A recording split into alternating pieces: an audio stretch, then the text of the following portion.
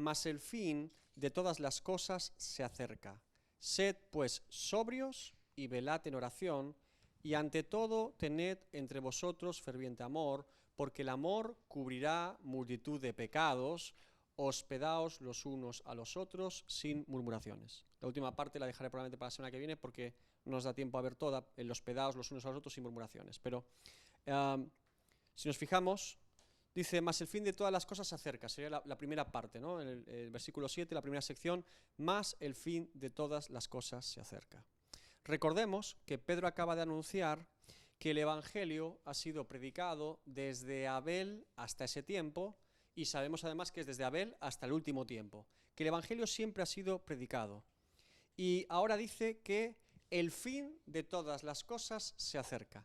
¿Qué significa para ustedes esta frase? Porque se dijo hace casi 2000 años. ¿Qué significa más el fin de todas las cosas se acerca? Que Cristo viene. La parusía, la segunda venida, el advenimiento. Vale, muy bien. Fíjense, tenemos que entender cuando en la Biblia, sobre todo en el Nuevo Testamento, también en el Antiguo, hay profecía, se nos dice postreros tiempos, los tiempos postreros, o los tiempos finales, ¿sí? A veces tenemos mucha confusión con esto de los postreros tiempos. Tenemos que entender cuándo se inauguran los postreros tiempos, cuándo comienza esta etapa histórica de la humanidad. Y todo está relacionado evidentemente con la dispensación de Dios y cómo Dios ha ido obrando a lo largo de la historia del ser humano.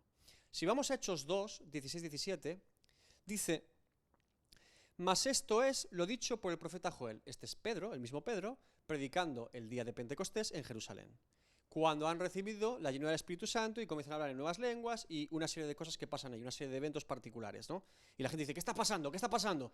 Y ahora Pedro habla en voz entendible, dice, mas esto es lo dicho por el profeta Joel, anuncia la profecía de Joel 2.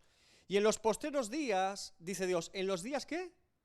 Postreros, dice Dios, derramaré de mi espíritu sobre toda carne, y vuestros hijos y vuestras hijas profetizarán, vuestros jóvenes verán visiones, y vuestros ancianos soñarán sueños. Lo que está diciendo Pedro literalmente, en Hechos 2 ya, es que esos días eran los días, ¿qué? Postreros. Que ya se había inaugurado los postreros días. ¿Me están entendiendo? Por eso a veces podemos confundir postreros días como los días finales, justo la etapa final del Apocalipsis, cuando debemos entender que postreros días en la Escritura se refiere a todo el tiempo que ocurre, desde que Cristo asciende al cielo hasta que Cristo regresa, son los postreros días. Por hacer un breve cuadro cronológico de días en la Biblia, más o menos sería el evento de la creación, la primera etapa, ¿verdad? Aquí estamos todos de acuerdo. Comienza Génesis, ¿verdad? Bien, después diríamos una segunda etapa que es antes del diluvio, ¿sí? Desde la creación antes del diluvio, ¿qué ocurre? La caída del hombre, el pecado de Adán y Eva, ¿verdad?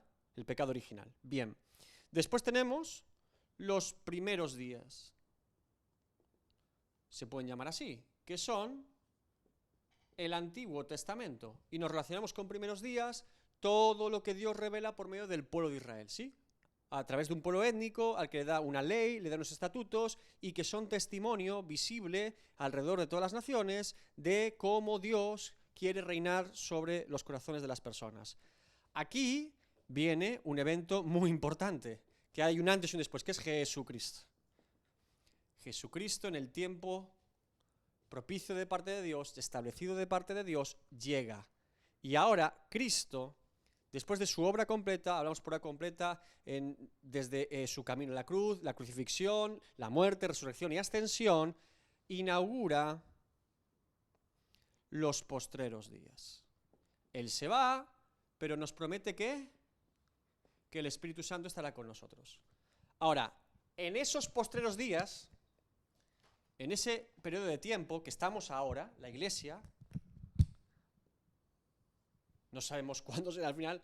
Cuando hablamos del Apocalipsis o la escatología o los tiempos finales, nos referimos a los tiempos finales de los postreros días, el final del final.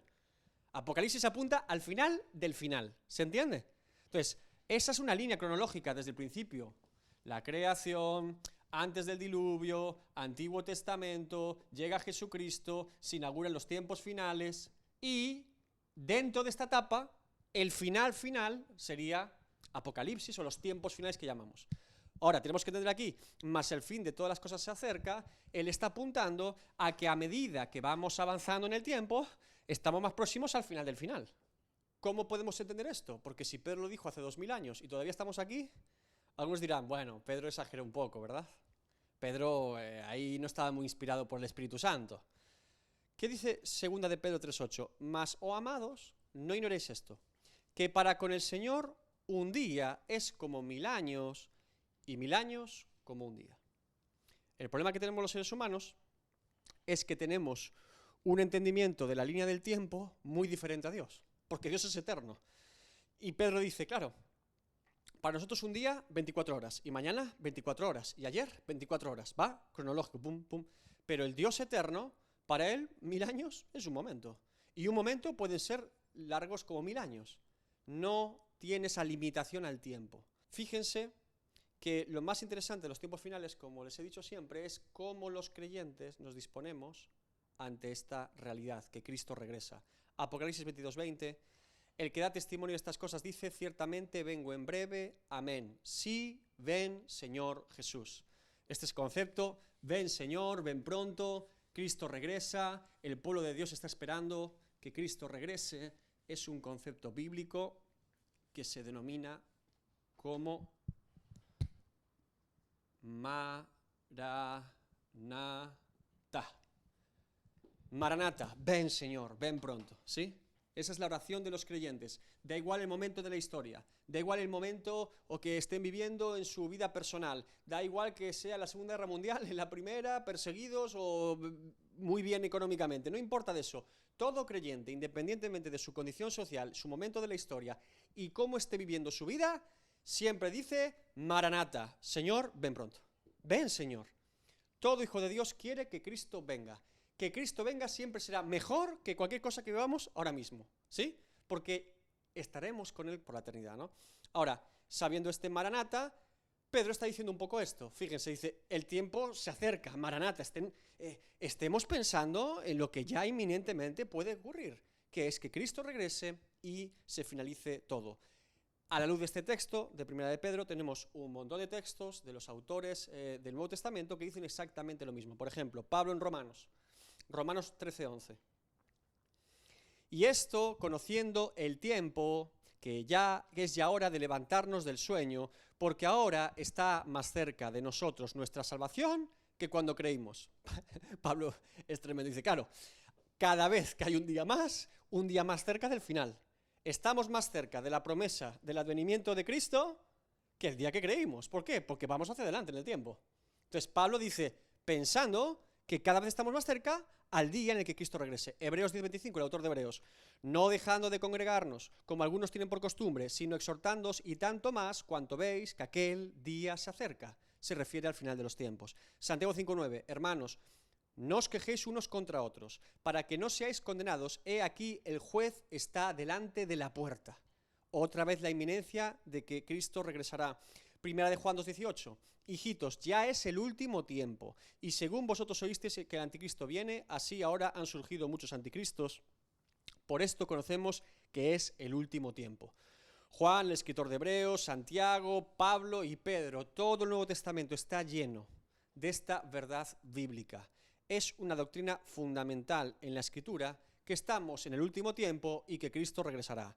Y es una doctrina fundamental en la Escritura que la venida del Señor es una realidad que todos vamos a vivir. Ahora, Pedro nos advierte, el fin de las cosas se acerca, creyentes, a los que está escribiendo. ¿Cómo debemos esperar los creyentes el fin de los tiempos? ¿Qué debemos hacer los creyentes esperando que Cristo regrese? Segunda sección, sed pues sobrios y velad en oración. Esta es la ordenanza de Pedro. Ahora, la NBI traduce, así que para orar bien, manténgase sobrios y con la mente despejada. ¿Qué diferencia ven entre NBI y Reina Valera del 60? A ver, porque aquí ya es diferente. Repito, Reina Valera del 60 dice, sed pues sobrios y velad en oración. NBI dice, así que para orar bien, manténganse sobrios y con la mente despejada. ¿Cuál es la diferencia que podemos ver aquí?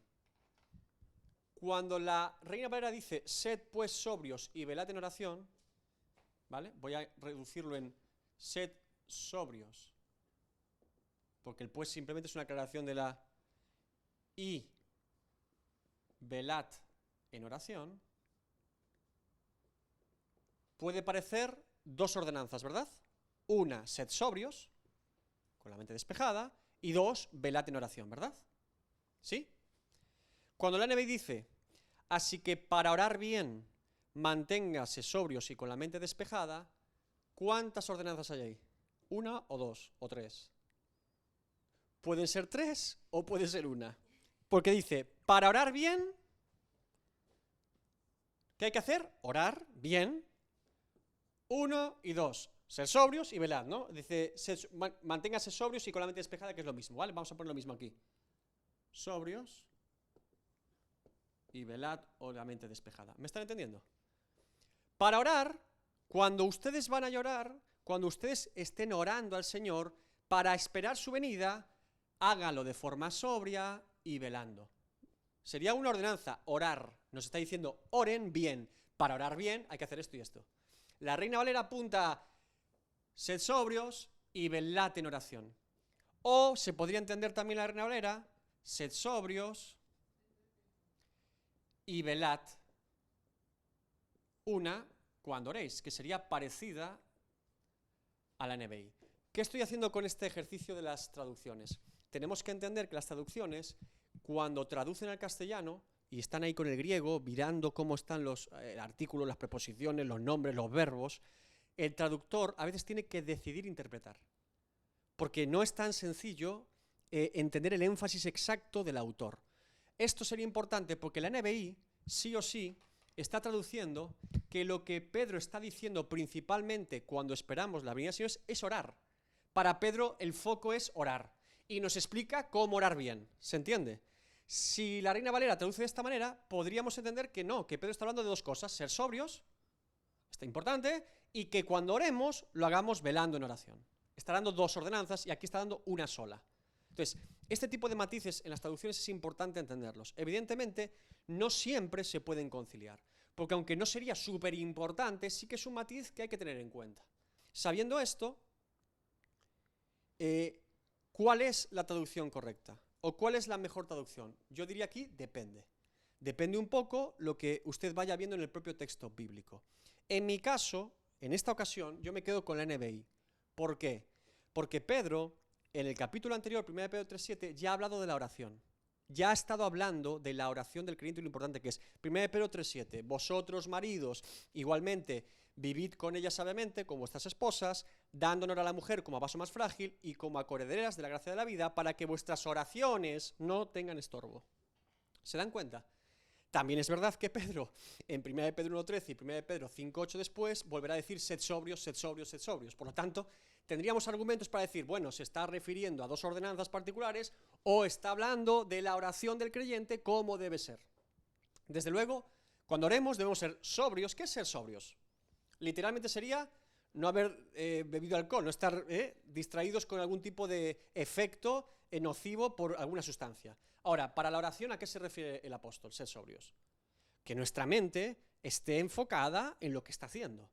Que no estemos dispersos con la mente. Estamos orando y estoy pensando, mañana tendría que cortar las patatas para la tortilla de patatas y me salió tan mal el otro día y se pusieron unos huevos más. ¿Sí? Claro, eso es una oración en la que no estamos siendo sobrios, porque estamos con un montón de cosas en la cabeza. Ahora, sed sobrios es estar atentos a lo que estamos haciendo. Ahora añade también con la mente despejada, son dos conceptos, uno es sofroneo y el otro nefo.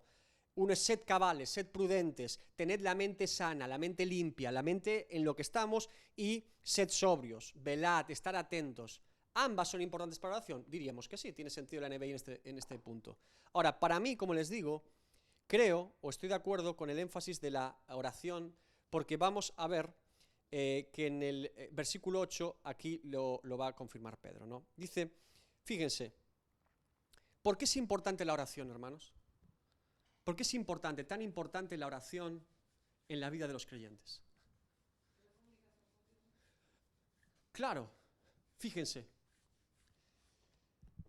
Decimos que Dios nos habla por medio de su palabra principalmente.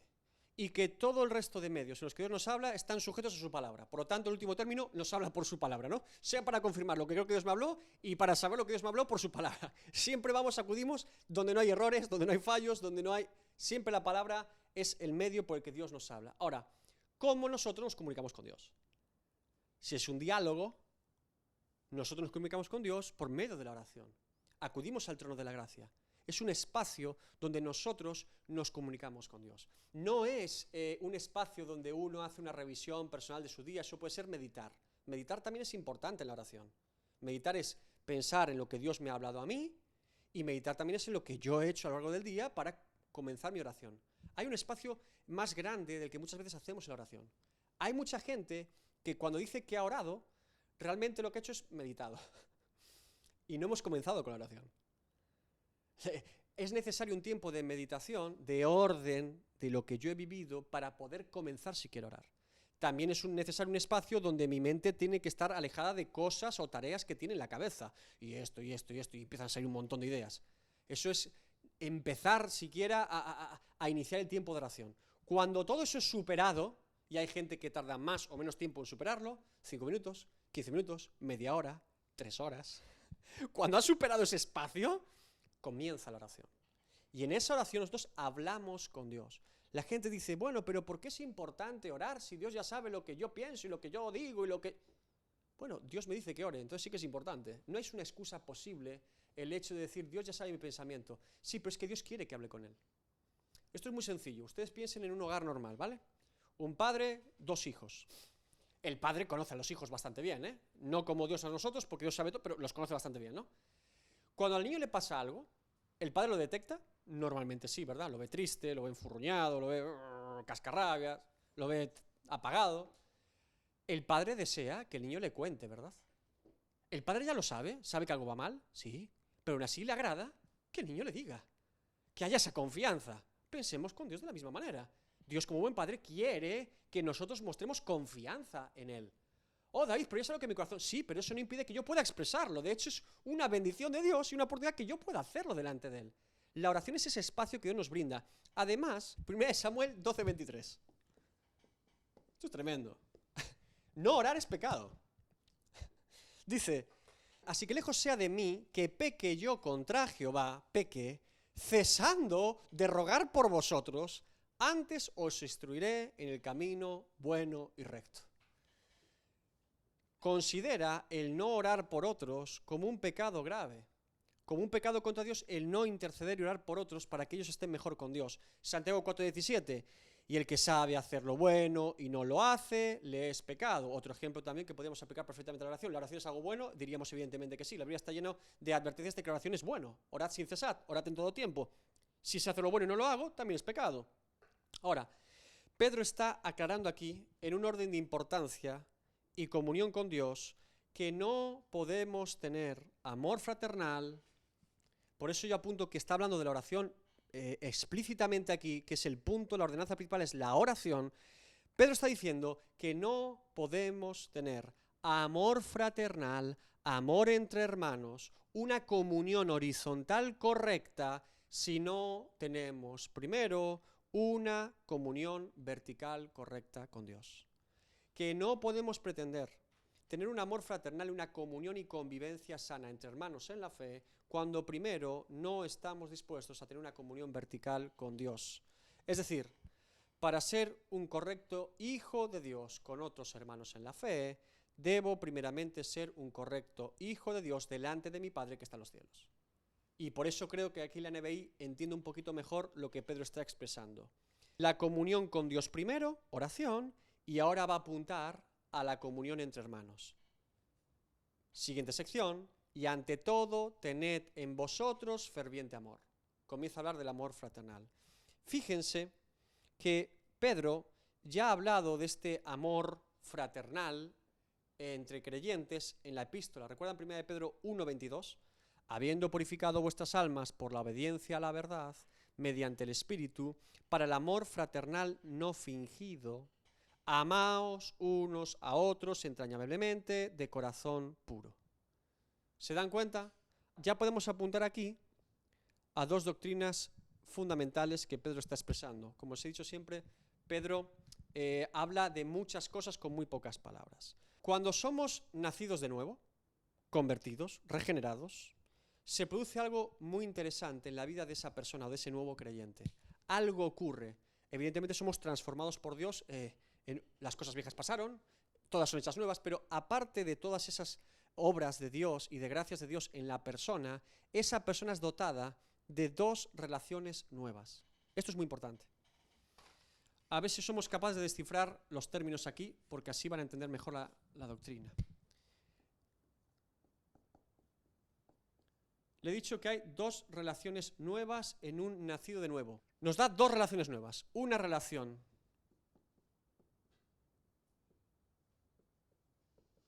de filiación y una relación de fraternidad.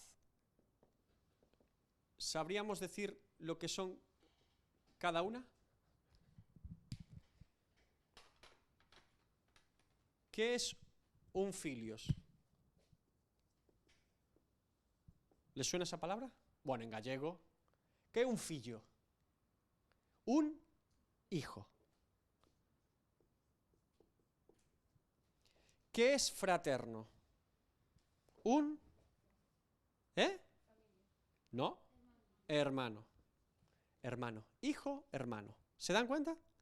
Relación de filiación y relación de fraternidad. Esto es muy interesante. El creyente ahora es hijo. ¿Hijo de quién?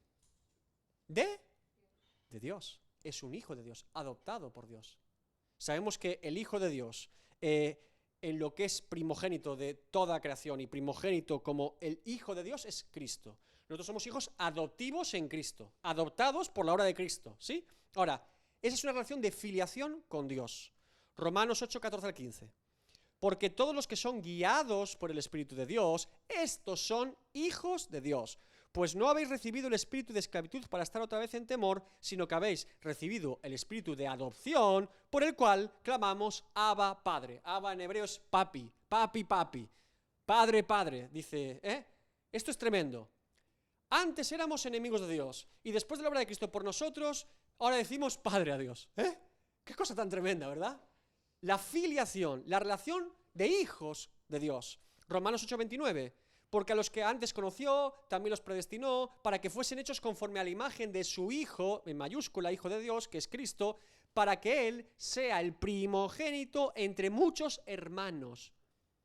Interesante, claro, Cristo es el primogénito, nosotros somos hermanos. ¿Se dan cuenta entre relación de filiación, Dios como Padre, y que ahora tenemos muchos ¿qué? Relación de fraternidad.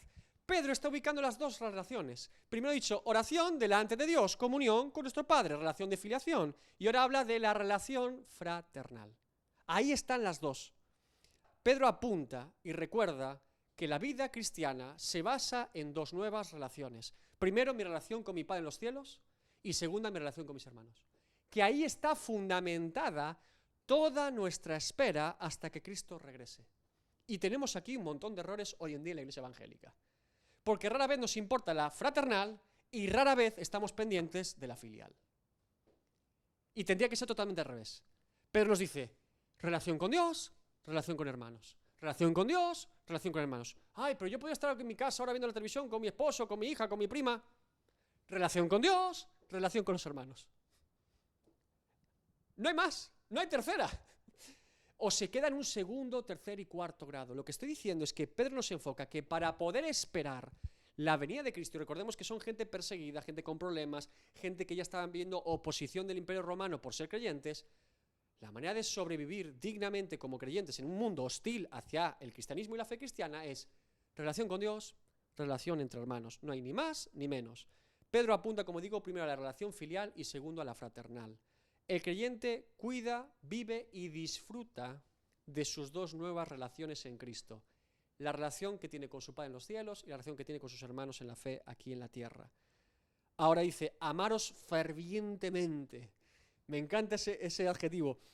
Profundamente, ¿no? Un amor profundo, un amor ferviente, dice Pedro. Es un adverbio de modo, ¿no? Implica el modo en el que nos tenemos que amar. Fíjense que no dice, si sentís amaros, hacedlo. Cuando sintáis amar al hermano, amadlo. No dice esto, ¿verdad? La Biblia. Dice, amad profundamente. No hay opción. No nos deja ninguna solución alternativa. Oye, es que el hermano es un poco raro. Ámalo. ¿Cómo? Profundamente.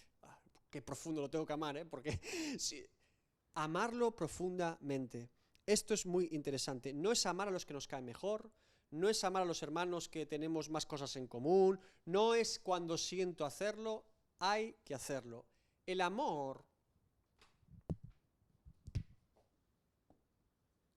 esto también hoy en día nos supone un montón de problemas. ¿Qué significa el amor? El amor en la Biblia principalmente no está relacionado con un sentimiento.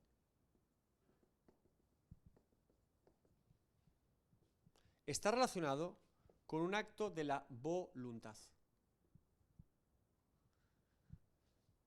Eso sí, el amor es una decisión, no un sentimiento. Evidentemente, en un contexto de películas de Hollywood, Disney y todo esto, lo que se nos enseña habitualmente en la televisión o en cualquier medio es el enamoramiento. El enamoramiento, el estado de enamoramiento, los novios recién novios, las parejas jóvenes, todo esto, ¿no? Esa pasión amorosa, eso se llama enamoramiento. Eso sí es un sentimiento. Hay gente que lo tiene más, hay gente que lo tiene menos. Pero eso no es amor. Y el amor no debe estar basado tampoco en un sentimiento. ¿Por qué? Porque pudiera ocurrir que ese sentimiento no sea igual de fuerte que hace unos años. Incluso que ese sentimiento, en periodos de tiempo, desaparezca. ¿Y qué hace la gente? Como está basando el amor en un sentimiento, me divorcio. Yo no siento lo mismo. Ya no me vibra el interior cuando lo veo, Antes sentí algo por él y ahora ya lo siento. Antes yo veía a esa mujer y la amaba y ahora no me produce nada. Me divorcio. No es un acto sentimental el amor. Es una decisión. Se decide amar todos los días. No podemos vivir de esa manera. Cuando Corintios dice, en Corintios 13, 1 Corintios 13, todo lo sufre, todo lo cree, todo lo espera, todo lo soporta, ese tipo de amor no es un amor sentimental. El amor sentimental nunca lo va a soportar todo, ni va a esperar todo, ni va a creer en nada, ni va a sufrir absolutamente nada. Porque precisamente en cuanto el sentimiento que nos produce amar a la persona, en plan, ay, qué bien me siento, no está, digo, salgo corriendo de aquí, me busco otro, o me busco otra. Porque yo estoy basando mi relación de amor en lo que a mí me produce la persona. Ya sea porque yo me siento amado, o ya sea porque cuando yo la amo, me siento gratificado por eso. Cuando eso no está, esto es un rollo. Son solo problemas. Claro, el asunto es que nosotros no podemos amar por un sentimiento. Claro que el amar a las personas nos produce sentimientos, no estoy negando esto.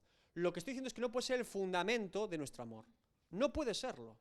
Tiene que ser una decisión de la voluntad. Cuando dice amar con vuestro corazón, se refiere con la voluntad, no con un sentimiento. Confundimos otra vez el ser interior. El ser interior, claro que están los afectos, los sentimientos, el intelecto, pero también está la voluntad. Amo porque decido amar. Soy esposo de Nayara porque soy esposo de Nayara. Yo hice unos votos con ella. La gente dice, en la salud y en la enfermedad, en la pobreza y la riqueza. Lo dijo allí, dijo unos votos allí. Pero estaba pensando en que siempre habría riqueza y siempre habría salud.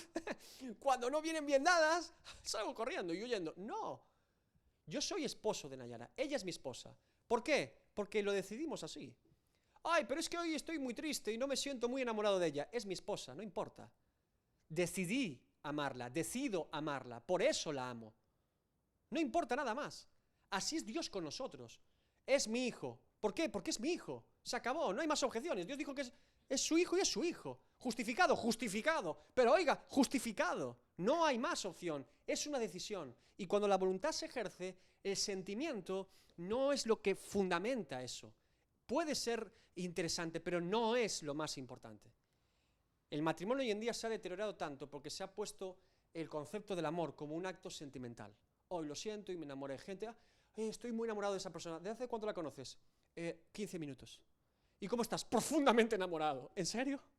¿15 minutos? ¿Por qué? ¿Porque es guapa?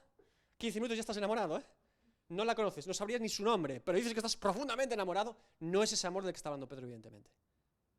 Cuando hablamos de amor, hablamos de un proceso de conocimiento de la persona, de amar a la persona por lo que ella es, no por lo que ella hace, ni tampoco por lo que ella nos hace a nosotros, por lo que es.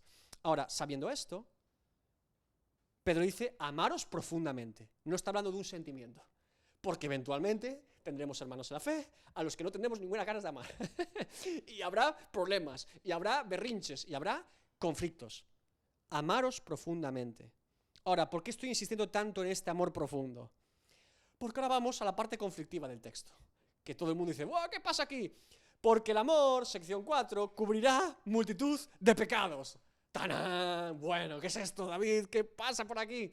¿Qué significa que el amor cubrirá multitud de pecados? Vamos a esta parte conflictiva y la vamos a resolver con la ayuda del Señor. Multitud de pecados. Primera pregunta que la gente se hace. ¿Mi amor puede salvar a otros?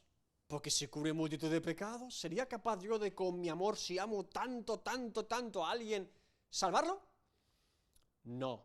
¿Mi amor me salva a mí mismo? Porque claro, el amor cubrirá multitud de pecados, yo amo tanto, tanto, tanto, ¿eh?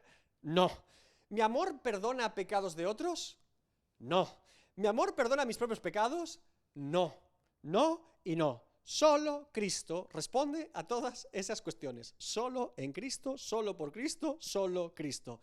Entonces, ¿cómo podemos entender este versículo? Recuerden que cuando tenemos un versículo conflictivo, y con Pedro llevamos unos cuantos ya, tenemos que poner un texto oscuro o particular a la luz de la revelación general de muchos textos bíblicos. Si tomo este texto y lo comparo con justificado solo por la fe, solo tenemos perdón de pecados en Cristo, solo es el camino, la verdad y la vida, descartamos necesariamente que esté diciendo esto. El propio Pedro en Hechos dice que solo en el nombre de Jesucristo podemos ser salvos. Por lo tanto, no puedo conciliar algo que es totalmente contrario. Es el mismo autor diciendo algo acerca de Dios, dice una cosa y no la contraria. No está diciendo lo contrario, está diciendo otra cosa. No puedo entender esto de una manera que entra en conflicto con toda la Escritura. Descartamos, por lo tanto, que Pedro esté anulando la doctrina de la salvación por la gracia y la salvación solo en Cristo, evidentemente. ¿Cómo podemos entender esta frase de Pedro? Primera punte importante. Esta afirmación, el amor cubrirá multitud de pecados, no aparece una sola vez en la Biblia. Aparece 3. Una en el Antiguo Testamento, Proverbios 10:12. Otra en Santiago 5:20. Y otra aquí en Primera de Pedro 4:8. Fíjense, vamos a repasar los textos bíblicos. Proverbios 10:12 dice, el odio despierta rencillas, pero el amor cubrirá todas las faltas. ¡Wow! Salomón ya, ¿eh? Fíjense, Santiago 5:20. Sepa que el que haga volver al pecador del error de su camino salvará de muerte un alma y cubrirá multitud de pecados. 2. Y ahora Pedro vuelve a decir lo mismo. Y ante todo, tened en vosotros ferviente amor o amor profundo, porque el amor cubrirá multitud de pecados. Bien, esto es muy interesante. Parece ser que muchos comentaristas llegan a la conclusión de que este proverbio, de Proverbios 10, era una frase muy común en la época de la iglesia primitiva. El amor cubrirá multitud de pecados. Hermano, el amor cubrirá multitud de pecados. Era como una frase, un proverbio que se utilizaba entre creyentes. Lo dice Santiago, lo dice Pedro, y lo he encontrado, curiosamente, en 2 ocasiones en las epístolas de Clemente de Roma. Clemente de Roma lo utiliza 2 veces. Recuerden que Clemente de Roma fue un colaborador de Pablo, que no está dentro de la Biblia, pero son escritos de los padres de la iglesia, son gente de siglo I, siglo II después de Cristo. Fíjese Clemente de Roma, primera de Clemente 49, del 3 al 5, esto es a la iglesia de Corinto, dice que el que ama a Cristo cumpla los mandamientos de Cristo. Oye, Clemente parece tan interesante, ¿no? Dice, ¿quién puede describir el vínculo del amor de Dios? ¿Quién es capaz de narrar la majestad de su hermosura? La altura a la cual el amor exalta es indescriptible. El amor nos une a Dios, el amor cubre multitud de pecados. Dice exactamente la misma frase. No estoy diciéndole que Clemente sea palabra inspirada por Dios, estoy diciéndole que esto se decía en la iglesia primitiva. Segunda de Clemente 16, 4 al 6. El dar limosna es, pues, una cosa buena, como el arrepentirse del pecado. El ayuno es mejor que la oración, pero el dar limosna mejor que estos dos. Y el amor cubrirá multitud de pecados, pero la oración hecha en buena conciencia libra de la muerte. Bienaventurado el hombre que tenga abundancia de ellas, porque el dar limosna quita la carga del pecado. ¿Qué quiero darle con este detalle de Clemente? Que en la iglesia primitiva esta frase de el amor cubrirá multitud de pecados era bastante común, al parecer. Aparece dos veces en las epístolas de Clemente, una en Proverbios, Antiguo Testamento, en Santiago y en Pedro, ¿sí? Simplemente quiero demostrarles que esta frase no es una frase que solo Pedro diga, sino que parece presidir a la iglesia primitiva. La primera reflexión que tenemos que hacer con esta frase, porque es más profunda de lo que parece, ¿el amor cubrirá multitud de pecados? ¿De quién? ¿Ustedes cómo la entienden? Claro, aquí hay dos opciones, ¿se dan cuenta? Puede ser un sentido activo o pasivo. Dice que el amor, cuando yo amo, cubro multitud de pecados. ¿De quién los cubro? Si yo digo que el amor cubre multitud de pecados, se puede referir a que cuando yo amo a otros, ese amor que yo brindo a los demás cubre multitud de pecados míos, al yo. O puede ser que cuando yo amo a otros, ese amor cubre la multitud de pecados de ellos. ¿Se dan cuenta? Es que la frase no es tan sencilla de entender, porque no lo explica más. ¿A qué se refiere Pedro? ¿A lo primero o a lo segundo? Los comentaristas se vuelven locos aquí. Cuando Pedro particularmente parece resolver aquí que se refiere a lo segundo. Porque cuando dice amaos profundamente, parece dar por entender que cuando yo amo cubre el pecado del hermano y cuando él me ama a mí, cubre el mío. ¿Se está entendiendo? Que es un amor hacia los demás que cubre los pecados de ellos. ¿Sí? Parece entenderse un poquito aquí que apunta Pedro hacia lo segundo. Pero como les digo, es un debate de comentaristas nada sencillo. La clave aquí es, evidentemente, como ha dicho Valeria, ¿qué significa cubrir? ¿Qué significa cubrir? Lo primero que tenemos que entender aquí, tanto en el Antiguo Testamento como en el Nuevo Testamento, y los separo aquí porque uno está en hebreo y otro en griego, por eso los separo, son dos idiomas diferentes, hice un estudio completo de ambas palabras. Cubrir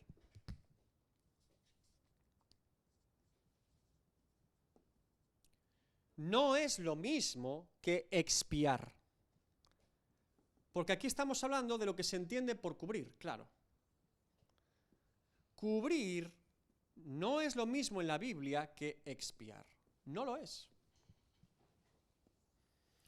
Y Pedro dice cubrir, no expiar. Vamos a comprobar que la palabra no es la misma. La palabra expiar para el Antiguo Testamento principalmente se usa con la raíz llamada kafar. Kafar, expiar. Y en el Nuevo Testamento, hilasmos. Kafar y hilasmos. Uno en hebreo, otro en griego. Significa literalmente propiciar, anular, apaciguar, aplacar, limpiar, reconciliar, satisfacer. Claro, esta palabra siempre, principalmente en su gran mayoría, está relacionada en el Antiguo Testamento con los sacrificios de animales, la ley ceremonial de Dios de sacrificios de animales para expiar el pecado del pecador, y en el Nuevo Testamento con Cristo. Claro, expiar es una palabra especial en la palabra de Dios que apunta a la obra de Cristo siempre. En el Antiguo Testamento, como un símbolo por medio de la ley y ceremonial y el sistema sacrificial que tenían el pueblo judío, y en el Nuevo Testamento, el Cristo en la cruz del Calvario. Ejemplos bíblicos, le voy a dar unos cuantos para que vean que no es algo puntual, aparece un montón de veces. Éxodo 30:10. Y sobre sus cuernos hará Aarón expiación, kafar, una vez en el año con la sangre del sacrificio por el pecado para expiación, kafar. Una vez en el año hará expiación sobre él por vuestras generaciones, será muy santo a Jehová. Expiar, quitar, pagar, propiciar, ¿sí? Levítico 4:26. Y quemará toda su grosura, lo apunto aquí, y quemará toda su grosura sobre el altar como la grosura del sacrificio de paz, así el sacerdote hará por él la expiación, kafar, de su pecado, y tendrá perdón. Levítico 5:10. Del Levítico le he puesto algunas porque hay un montón. Y del otro hará holocausto conforme al rito, así el sacerdote hará expiación, kafar, por el pecado de aquel que lo cometió y será perdonado. Siempre que hay expiación, hay perdón de Dios. Siempre. Expiación, perdón de Dios. Isaías 6:7. Y tocando con él sobre mi boca, dijo, he aquí que esto tocó tus labios, y es quitada tu culpa y limpio tu pecado. ¿Recuerdan cuando Isaías es llamado y vienen con un carbón encendido en la boca? Habla de expiación ahí. Ahora ese expiado está preparado para iniciar su ministerio. Y habla de expiación, kafar. Es limpiado de su pecado el profeta.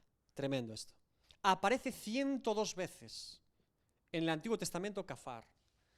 En Levítico, que es precisamente el lugar donde encontramos cómo es la ley sacrificial, aparece 44 veces. Siempre relacionada con la expiación por el pecado.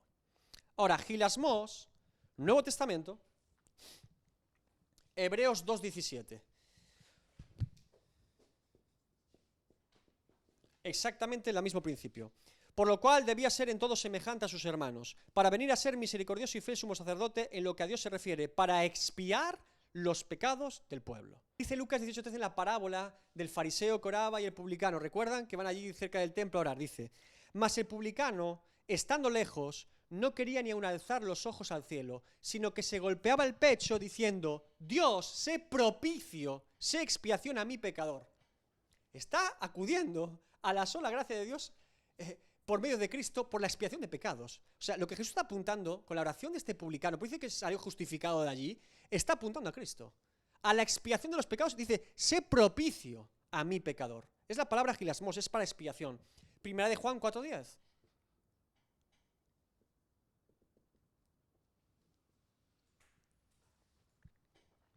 En esto consiste el amor, no en que nosotros hayamos amado a Dios, sino en que Él nos amó a nosotros y envió a su Hijo en propiciación, en expiación por nuestros pecados.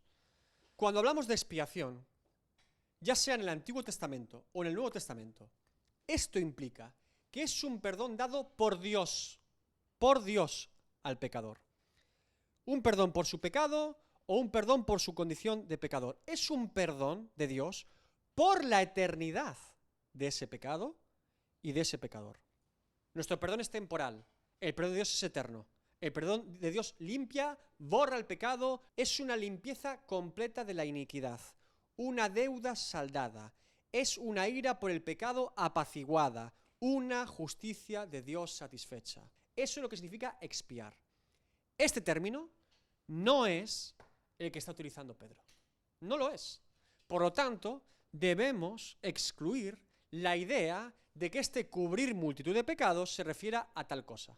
¿Sí? ¿Qué significa cubrir? La palabra en el Antiguo Testamento es habitualmente kasá, la raíz, kasá. Y en el Nuevo Testamento, kalupto.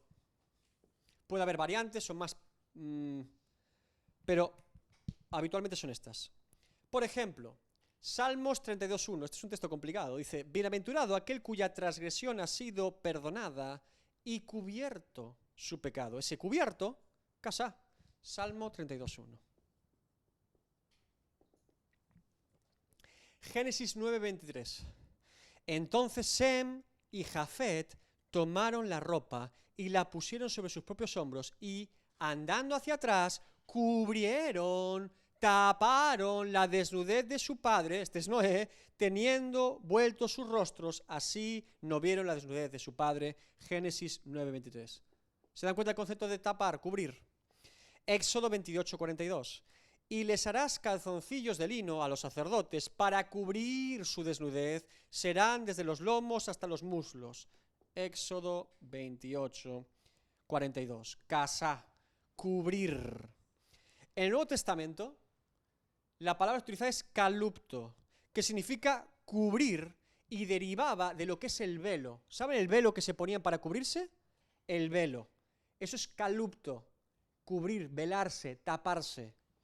Ahora, esto es muy interesante porque ¿saben lo que significa apocalupto? Apocalipsis, la revelación, quitar el velo. Literalmente, la palabra que conocemos hoy en día, que es el último libro de la Biblia, la revelación de Dios, el apocalipto, que es la revelación, es quitarse lo que cubre, sacarse el velo. Ahora entendemos mucho mejor este término. Por ejemplo, Mateo 8:24.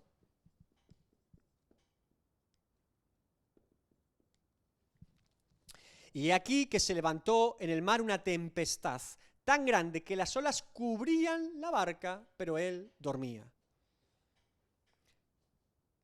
Sabiendo este cubrir, ahora vamos a los dos textos más polémicos, el de Santiago y el de Pedro. Porque los dos utilizan calupto. 1 Pedro 4:8. Tened entre vosotros ferviente amor, porque el amor cubrirá multitud de pecados. Calupto. Santiago 5:20. Sepa que el que haga volver el pecado del error de su camino, salvará de muerte un alma y cubrirá, calupto, multitud de pecados. Ahora, en base a este breve estudio sobre dos palabras o sobre dos conceptos bíblicos, cubrir y expiar, Antiguo y Nuevo Testamento, cuando decimos que cubrimos multitud de pecados, ya sea de otros o nuestros propios, pero yo creo que aquí se refiere a otros, está diciendo que nuestro amor profundo por los hermanos pasa por alto, minimiza, no tiene en cuenta, cubre los posibles conflictos y pecados derivados de nuestra relación fraternal. Porque el problema en la convivencia con todas las personas, también entre hermanos en la fe, son los conflictos. Cuando uno peca contra el otro, cuando uno ofende al otro, cuando uno no está de acuerdo con el otro, cuando tienen puntos de vista diferentes doctrinales, en sus formas de vivir, en sus formas de vestir, en sus formas de pensar, en sus formas de hablar. Donde hay almas y personas siempre hay problemas, siempre los hay. Ahora, sabiendo esto, Pedro está apuntando aquí más bien que como no somos perfectos como hermanos en la fe, porque no lo somos, eventualmente habrá problemas, conflictos, disputas entre hermanos. Pero que si esos hermanos en la fe tienen un amor profundo unos con otros, esos pecados y problemas no serán mayores que el amor que se tienen unos por otros. Y el amor, por lo tanto, cubrirá esas faltas que todos tenemos, ¿verdad? Que seremos capaces de, con un amor profundo entre hermanos, un amor ferviente, como dice el apóstol Pedro, minimizar ese tipo de problemas que eventualmente ocurrirán con los demás creyentes en la fe o con nosotros. Nuestro amor fraternal debe ser más profundo que las imperfecciones y pecados que tenemos todavía. Y también las imperfecciones y pecados que cometemos contra otros. Que habrá momentos en nuestra vida de comunión con los hermanos en que tengo que decidir en tener razón por su pecado o amarlo fraternalmente. Y mi amor tiene que ser superior a esas faltas. Por eso cuando Proverbios dice, que es el texto original, el odio despierta rencillas, pero el amor cubrirá todas las faltas, lo que está diciendo Salomón es algo muy interesante. El odio, dice, despierta, aviva, inflama el pecado, pero el amor lo cubre. Una llamarada de ira, le he puesto en verde, tenía que haber puesto en rojo, que tengo el rojo. Una llamarada entera de ira, de razón y de argumentos contra el hermano. Mira lo que me hizo, mira cómo me trató, mira lo que dijo, mira cómo se comportó. Eso inflama el odio y le ponemos más leña, ¿verdad? Ahora, ¿qué dice Salomón y por deferencia los restos de textos bíblicos? Imagínense un cubo de agua. Amor fraternal. Lo tiramos encima del fuego. Se acabó el humo.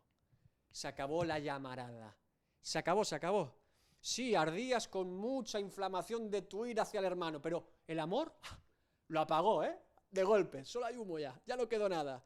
Lo que nos está diciendo Pedro de forma magistral y me encanta, es muy pastoral Pedro, hermano, sí, si usted puede tener mucha razón, sí, si está, encendido en cólera contra el hermano, amor, y se apaga todo, amor fraternal, recordando que somos hijos del mismo Padre, recordando que somos hermanos en la fe, compañeros de milicia, ahí es donde ese amor cubre multitud de faltas, se pone por encima, se rocía, y toda la ira y problema se apagó. Nadie se acuerda ya. ¿Se dan cuenta? Es muy pastoral aquí Pedro. Fíjense también, doctrinalmente, y termino ya, Pedro vuelve a ser muy profundo. Porque hemos dicho expiar y cubrir no es lo mismo, ¿no? Volviendo a la doctrina que hemos dicho, el amor filial de Dios como padre a sus hijos y el amor fraternal, hemos dicho que no es lo mismo. Las dos relaciones las tenemos ahora, ¿no? El amor filial es capaz de expiar. El amor fraternal es capaz de cubrir. No es lo mismo. El primero, solo en Dios, en Cristo. El segundo, nos ayuda a la convivencia. Pero, ¿por qué digo esto? Porque pudiera ocurrir, cuando yo perdono a alguien, me ofendió a alguien, me pidió perdón, yo le perdono de forma sincera. Le perdono, hay un perdón sincero. Gloria al Señor. Ese perdón es útil para la reconciliación entre esas dos personas, dos seres humanos, ¿verdad? Pero ese perdón que yo he dado y ese perdón que se ha producido no implica una reconciliación con Dios. Eso es diferente. Cuando nosotros pecamos contra alguien y pedimos perdón a esa persona, hemos recuperado, hemos conciliado algo que se había roto. Gloria al Señor. Pero falta algo muy importante. Es por ese pecado nuestra reconciliación con Dios. Es que no es lo mismo. Yo puedo perdonar 100 veces a Susana. Imagínate que ella no es creyente, familiar mía, me hace daño, me molesta. La perdono. Pero ese perdón mío no es expiación, es cubrir. Ella tiene que ponerse a cuentas con Dios. Y si yo he pecado contra ella, yo también. Pedro apunta a que no es lo mismo las dos cosas. Tenemos que vivir con las dos. Entre hermanos, cubrir. Con Dios, expiación. Esto es muy interesante. Cuando perdonamos a alguien, perdonamos la deuda que tiene para con nosotros, pero no la deuda que tiene para con Dios. Eso solo lo puede hacer Cristo. Cristo paga la deuda para con Dios. Esa es la que realmente importa. Porque aunque perdonemos 1 millón de veces aquí en la tierra a 1 millón de personas y cubramos multitud de pecados, ninguno ha sido expiado. Expiados en Cristo. Entonces, tenemos que entender que nosotros no podemos expiar el pecado de otros y que debemos indicarles que se dirijan a Cristo, que vayan a Dios para que pueda ser expiada su culpa. ¿Sí? Y lo dejamos aquí. La semana que viene haremos el hospedaos los unos a los otros sin murmuraciones, porque ahora Pedro lo aplica en un contexto muy particular de la época que era el hospedaje. No es como hoy en día. Hoy en día rara vez viene un viajero, ¿verdad? Y llama a su puerta diciendo: no tengo dónde quedarme, ¿usted me acogería en su casa? Esto no pasa hoy en día, ¿verdad? Bueno, en aquella época pasaba muchísimas veces. El hospedarse en aquella época era muy importante. Por eso Hebreos dice, algunos hospedaron ángeles sin saberlo. Había un contexto en la época, que veremos la semana que viene, histórico, de lo que era hospedar a una persona.